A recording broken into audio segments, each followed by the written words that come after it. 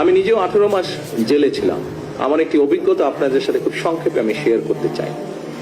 আমি দেখেছি জেলখানায় যতজন মানুষ বন্দী কয়েদি যেভাবেই তাদেরকে আমরা ডাকি না কেন, তার মধ্যে আমার অভিজ্ঞতা হচ্ছে প্রায় 30% মানুষ আছে গরিব মানুষ, যারা বিভিন্ন কারণে জেলে গিয়েছে।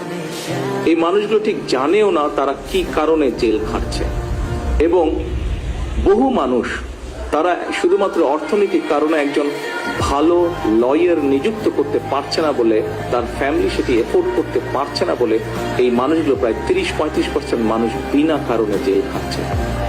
আমি মাননীয় আইনমন্ত্রীকে অনুরোধ করব এই বিষয়টিকে কিভাবে আমরা অ্যাড্রেস করতে পারি, কিভাবে এই নিরপরাধ মানুষ, এই মানুষগুলোর মধ্যে যদি কেউ নিরপরাধ থেকে থাকে এবং যারা একজন প্রপার লয়ার, একজন ভালো লয়ার এফোর্ড করতে পারছে না, এই মানুষগুলোকে কিভাবে আমরা এই বন্দি দশা থেকে বের করে আনতে পারি, এই বিষয়টি আমি ওনাকে বলবো অনুরোধ করে দেখার জন্য।